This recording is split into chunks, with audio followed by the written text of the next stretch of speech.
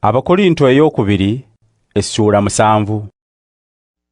Abaagalwa, nga bwe twasuubizibwa ebyo, twetukuzemu ebyo byonna ebyonoona omubiri n'ebyonoona omwoyo, tulyoke tubeerere ddala batukuvu abassaamu Katonda ekitiibwa. Mutuwe ekifo mu mitima gyammwe. Tetuliko gwe twakola kabi, tetuliko gwe twazikiriza, era tetuliiko gwe twalyazaamaanya. Ebyo si byogedde lwa kubanenya. Nagambye dda nti muli baagalwa baffe, abali naffe bulijjo mu kufa oba mu bulamu.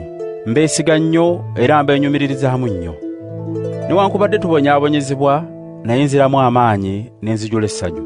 Era ne bwe twatuuka mu Makedoniya, tetwawummula n'akatono. Twabonaabona eruuyi n'eruuyi, twali twetooloddwa ennyombo era ng'emitima gyaffe gyeraliikirira. Kyokka Katonda asanyusa abasobeddwa, yatusanyusa olw'okujja kwa Tito. Si lwa kujja kwe kwokka, naye era n'okututegeeza nga bwe mwamusanyusa. Yatutegeeza nga bwe mwagala ennyo okundabako, nga bwe mulumwa olw'ebyo ebyagwawo, era nga bwe munnumirwa ennyo.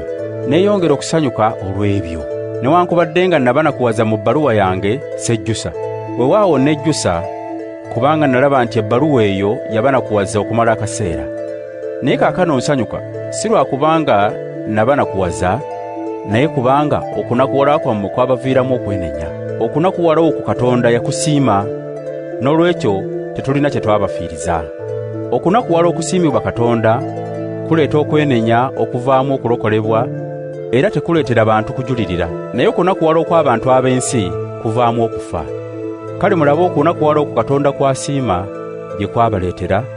Mwafuba nnyo, mwennyonnyolako, mwasunguwala, mwatya, mwegomba okundaba, mwewaayo eri Katonda, era mweteekateeka okubonereza buli akola ekibi.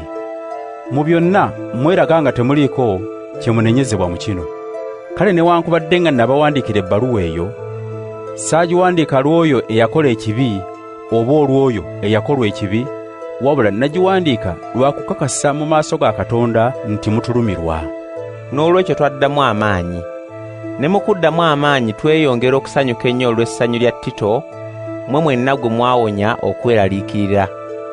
Ne bwe mba nga nabatenda nnyo gy'ali, temwanswaza, kuba nga byonna bye twabategeeza bwe biri eby'amazima, n'okubatenda eri Tito kweragira ddala nga kwa mazima.